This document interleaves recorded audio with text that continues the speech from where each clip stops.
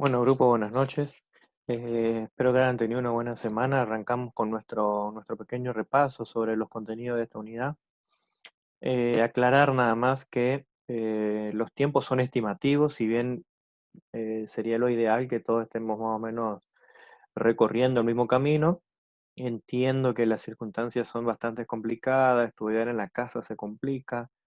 O sea, por ahí salir y estar un viernes completo hace que nos despejemos, que estemos fuera de la casa, entonces se trabaja de otra manera. Entonces, encontrar tiempos dentro de la casa y organizarnos es difícil, ¿sí? Entonces, entendiendo eso, bueno, la idea es que tratemos de continuar este periodo que nos toca de forma virtual de la mejor manera posible y que cada uno vaya encontrando en la semana sus tiempos como para organizarse. Bien, aclarando eso, les digo que vamos a seguir trabajando de la misma manera.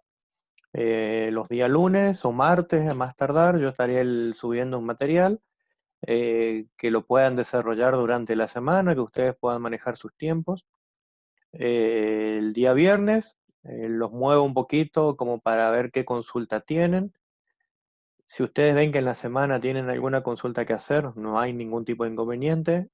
Me la preguntan y si es inmediata, yo se la puedo contestar inmediatamente, o si no, esperamos al video del viernes, que sería más o menos aproximadamente siempre a esta hora, cosa de tener una rutina más que nada, gestionarnos una rutina y poder trabajar un poco más ordenado, ¿sí?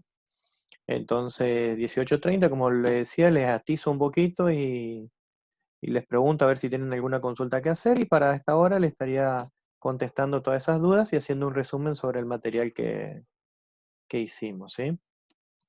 Bien, tengo algunas consultas, entonces las vamos a ir resolviendo a medida que vamos avanzando.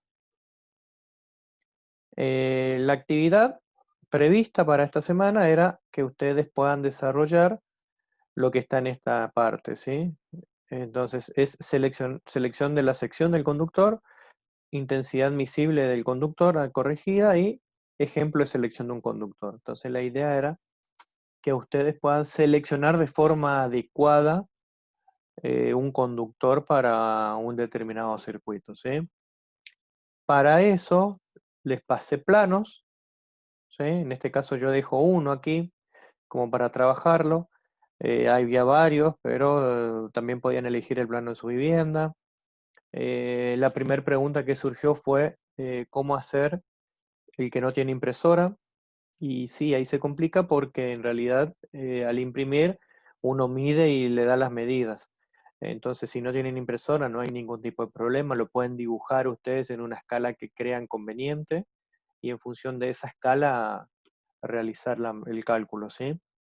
Entonces, ustedes al medir con la regla, vamos a suponer que esta casa tenía como medidas reales 10 metros de frente, esto que está acá sería el frente, entonces tenía 10 metros de frente y 12 metros de largo.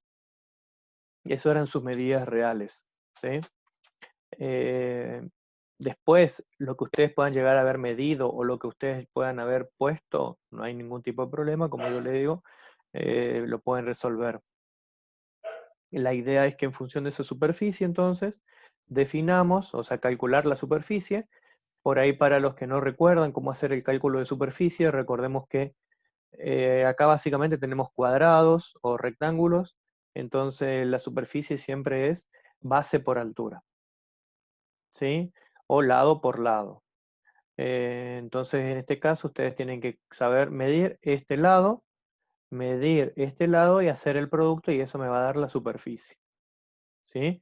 Para poder calcularlo de forma más adecuada, si consideramos que esta parte es una superficie abierta, tendríamos que calcular este lado por este lado, o sea, calcular esta superficie y restarla al total, porque al no ser una superficie aprovechable, una superficie útil, no me sirve para el grado de electrificación. Para el grado de electrificación tengo que tener solamente en cuenta la superficie útil de la vivienda. Entonces, calculo lado por lado, saco la superficie total y le resto la superficie que tengo descubierta. Por eso elegí este plano, porque en este plano tengo superficie abierta y superficie que está completamente techada. Después en el resto de los planos por ahí tenían solamente superficie techada, entonces era todo superficie utilizable, ¿sí?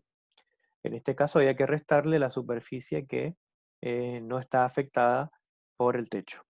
¿Ya está? Ahora, para continuar, una vez que ya calculaban el valor de su superficie, en este caso, si yo lo medía de esa manera, le hacía 10 por 12, 120 metros, me daba el total, o sea, 10 de frente por 12 de profundo me da 120 metros, y esto era de 2 por 13, entonces se le restaba 6 metros, ¿sí? Perdón, 2 por 5, entonces se le restaba 10 metros, ¿sí? Entonces habría que ver ahí cómo lo vemos. Lo restamos al total, entonces me quedaba solamente 100 metros cuadrados. Entonces, en función de eso, una vez que ya tenemos esa superficie, íbamos a la tabla del grado de electrificación, ¿sí? Entonces, el grado de electrificación a mí lo que me definía era, en función de la superficie y la demanda máxima simultánea, me definía dos parámetros importantes: los puntos mínimos de utilización y la cantidad de circuitos. Entonces, si nosotros estamos en 120 metros, perdón, teníamos 120 y le restábamos 10, estamos en 110 metros cuadrados de superficie, entonces estoy en un grado de electrificación medio, entre 60 y 130. ¿Sí? Entonces, hacer un grado de electrificación medio, mi máxima potencia simultánea puede ser de hasta 7000 volamperes. Y ahí surge la segunda pregunta que me hicieron entonces. ¿Cuál era la diferencia entre volampere y watt? Volampere, tengamos en cuenta que es la potencia aparente y es la que tenemos que considerar para el cálculo de corriente. ¿Por qué? Porque la potencia aparente es la potencia total de consumo del equipo. En cambio, la potencia que se mide en watt es la potencia activa, que es la potencia en realidad que es útil del equipo. O sea, es la potencia que se convierte en un trabajo útil. ¿Sí? Entonces siempre la potencia activa va a ser o igual o menor a la potencia aparente. Siempre la potencia aparente va a ser más alta, ¿sí? Porque es la potencia total que necesita el equipo para funcionar. ¿Está? Y como tal es la que debe circular por el cable para que el equipo arranque. Si yo solamente diseño mi circuito para potencia activa, estaría calculando una sección del cable muy baja, por lo que ese cable correría el riesgo de sobrecalentarse. ¿Está?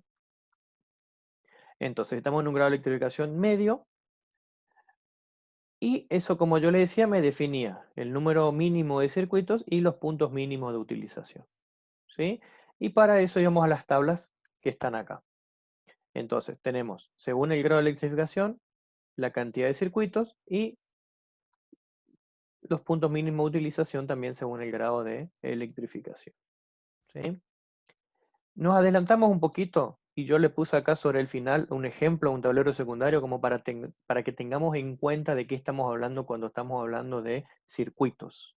Cuando estamos hablando de circuitos estamos hablando de un cableado independiente para cada línea.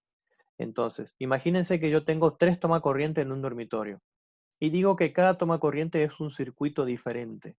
¿Qué implica eso? Implica que desde el tablero secundario yo tengo un cable de fase y de neutro destinado exclusivamente para cada toma en este caso. O sea, cada circuito tiene un cableado independiente. Ese cableado independiente empieza en el tablero secundario, ¿sí? Entonces, si yo tengo 3 circuitos, en el tablero secundario voy a tener 3 térmicas. ¿Está? Una de las preguntas era, ¿puede ser una térmica un tablero secundario? Sí, puede ser una sola térmica, un tablero secundario. Pero después vamos a ver que en la unidad 4, sí o sí es indispensable que por cada tablero secundario haya un interruptor diferencial, que es un disyuntor que vamos a ir viendo más adelante, que es el encargado de proteger la vida humana, es el que nos protege a nosotros. La térmica protege al circuito y el interruptor diferencial protege al usuario, ¿sí? Entonces, si nosotros tenemos una sola térmica, ¿puede ser un circuito? Sí. Una térmica puede ser un circuito y puede ser un tablero secundario, siempre y cuando dentro de ese tablero secundario, aparte de la térmica, también haya un interruptor diferencial. O sea, es indispensable que por tablero secundario haya un interruptor diferencial. Por eso es que Si yo quiero dentro de la vivienda, puedo tener 10 tableros secundarios o puedo tener uno solo. Lo normal, yo no digo ni lo aconsejable ni lo que está en normativa, porque en realidad la normativa no me indica eso, pero o sea, la normativa no me dice nada sobre el número de tableros secundarios. Me dice que hay que tener tableros secundarios nada más. Entonces, lo que normalmente se hace por una cuestión monetaria es colocar un tablero secundario que tiene un disyuntor y la cantidad de térmicas necesaria para la cantidad de circuitos que yo tenga. Por una cuestión económica nada más. Imagínense si por cada dormitorio yo coloco un tablero secundario, debería colocar primero que una canalización hacia ese tablero, una caja para ese tablero y dentro de ese tablero un interruptor diferencial y la térmica correspondiente. Entonces, si yo tengo 5 tableros en la vivienda, tendría que tener 5 diferenciales y cada uno con su térmica correspondiente. En cambio, si yo tengo un solo tablero secundario entre la vivienda, puedo tener un solo interruptor diferencial y dentro de él todas las cantidades térmicas necesarias para cada circuito independiente de la vivienda. ¿Sí? Entonces, esa aclaración hacerla si es que hace falta colocar más de un tablero secundario o con uno basta. ¿Estamos? Ahora, volviendo a lo nuestro, ya les di el ejemplito de tablero secundario, entonces tenemos para cada circuito un cableado diferente y una térmica que protege a ese circuito. ¿Sí?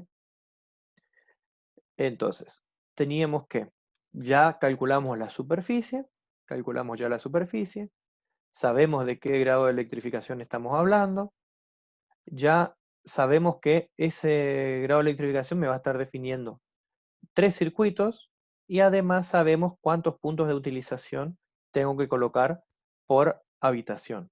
¿Sí? Para eso, para eso, yo les voy a abrir acá el Paint, por ahí que más o menos todo lo tienen, o si no, igual lo pueden dibujar en su casa, en una hoja, sobre una hoja. Entonces, yo les pasé a ustedes cuáles son la simbología utilizada, ¿sí? Entonces, una vez que ya sabemos cuáles son los puntos mínimos de utilización, que están, eh, que están aquí, ¿sí? Entonces tenemos el dormitorio, yo estoy en el grado medio. Entonces, dormitorio, para una superficie de 10 a 36 metros cuadrados, perdón, estoy acá, de 10 metros cuadrados tengo porque los dormitorios son de 4 por 2, 4 por, no, 4 por 4 sí serían 16 metros cuadrados, entonces estoy acá en realidad, estoy en una superficie de entre 10 y 36, entonces eso me indica que tiene que tener una boca de iluminación y 3 bocas de toma. Entonces van ustedes a su planito, hubiesen ido a su planito, vamos a su planito y ubicamos dentro del dormitorio una boca de iluminación. Obviamente que esa boca de iluminación va a estar sí o sí em, con su punto cerca de la puerta, ¿sí? Y 3 toma corriente, que ustedes lo pueden ubicar a esos toma corriente donde ustedes quieran, ¿sí? Eso es independiente de donde ustedes quieran, así que ustedes lo pueden colocar a esos toma corriente. Vamos a ponerlo por acá.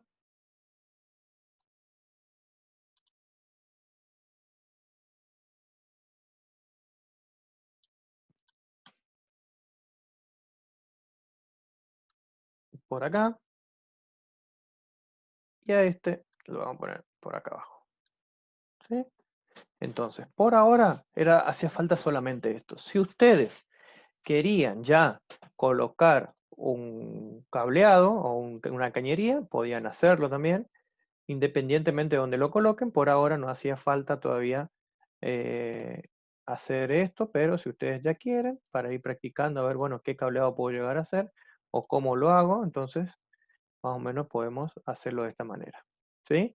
Recordemos que siempre la cañería tiene que estar unida a algo, sería porque de alguna forma tienen que llegar los cables hasta ahí. Y después, bueno, el tablero secundario ustedes colocan en cualquier lugar de la vivienda. ¿Está? En este caso en particular, estas viviendas tenían el tablero secundario aquí en la esquina. ¿Sí?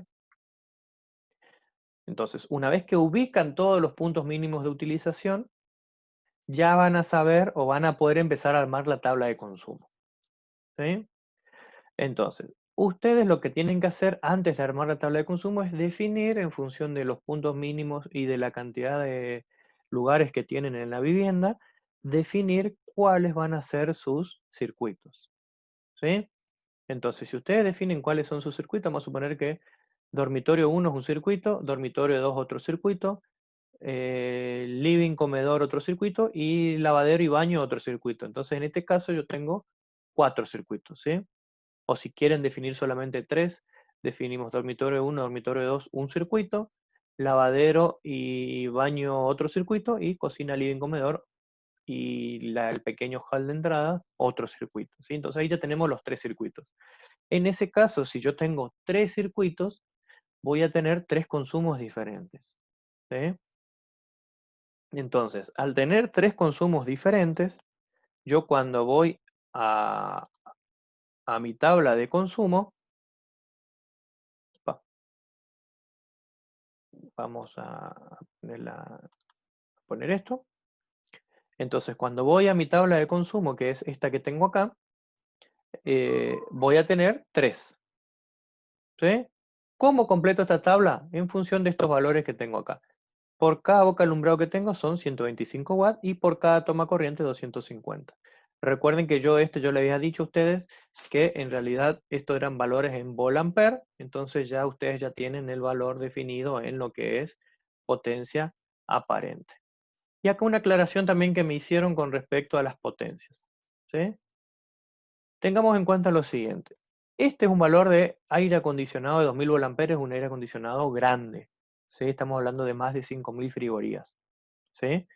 Y como circuito especial 2750 volt-ampere, la aclaración es la siguiente. Estos 2750 volt-ampere es la máxima potencia que puede tener un circuito de uso especial, ¿sí?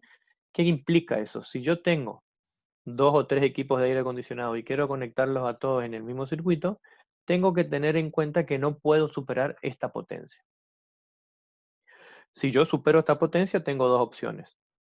O separo los circuitos, uno en cada uno, o pongo 2 en un circuito y uno en otro circuito. Pero siempre que esos dos no me superen la potencia máxima de 2750 volt-ampere.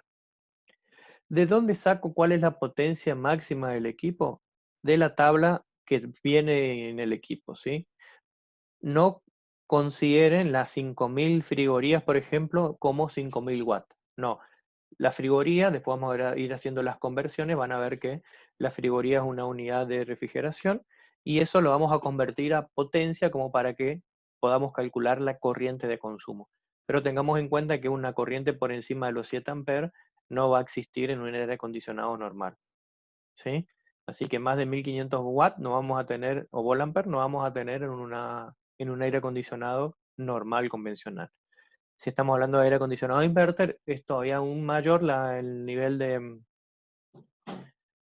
eficiencia, así que el consumo es mucho menor, ¿sí? Consume mucho menos un aire inverter, así que ahí tranquilamente pueden colocar varios en un mismo circuito y que manejarlo solamente con una sola térmica, siempre y cuando no supere este valor de potencia, ¿sí?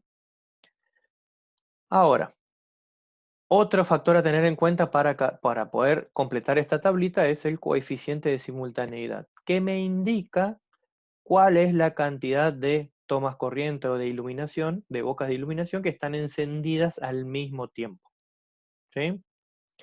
Entonces, vamos a definir que para la boca de alumbrado es de un 66% y para el toma corriente es de un 60%. Para las de uso especial, el uso es del 100%, ¿sí? Entonces, una vez que tengamos esto, completamos esta tablita, ¿sí? Esta tabla que está acá ya es para mi dormitorio. Para el dormitorio que yo analicé recién, es esto que está acá. Entonces, tengo 3 tomas de uso general de 250 volt-ampere y el coeficiente de simultaneidad es 0,6. Entonces, el consumo total de esos tomas corriente me implican 450 volt-ampere. ¿Cómo hallo estos 450 volt-ampere? Multiplicando el valor de la cantidad que tengo, del valor de la potencia por cada toma y del coeficiente de simultaneidad. Si yo multiplico estos 3 factores, obtengo este 450.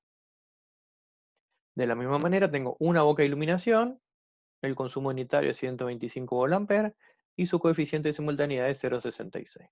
Entonces, eso me da una potencia de 82,5. ¿Está? Y esto es algo que hay que tener en cuenta. Es una tabla por circuito. Entonces, si yo tengo 3 circuitos, tengo 3 tablas. ¿Sí? Una vez que tengo cuál es mi valor de potencia, yo sé que la tensión es 220 voltios, entonces mi corriente va a ser el valor de esta potencia dividido el valor de la tensión. Entonces mi valor de corriente va a ser de 2,42 amperes. ¿Sí? Ahí ahora me toca definir cuál es el cable. Y para definir cuál es el cable tengo que tener en cuenta esto que está acá. El valor de la corriente máxima del circuito, que es 2,52 amperes, y la sección mínima requerida por normativa. ¿Sí? Y este valor de sección mínima por normativa está en esta tabla. ¿Sí?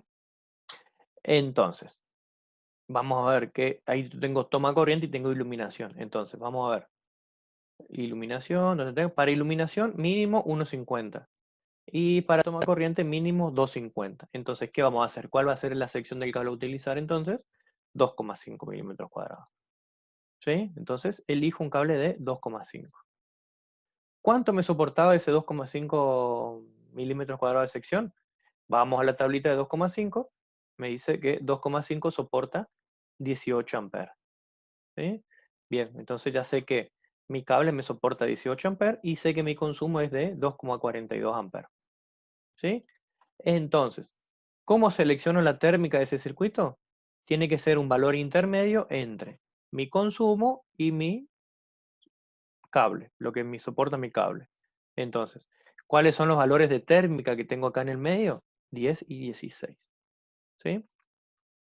Y acá un consejo, esto más que nada para que le quede tarea y un disparador nada más.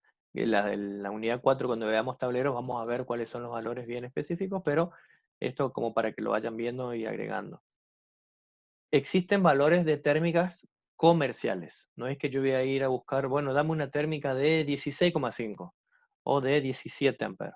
No, existen térmicas eh, comerciales. ¿Sí?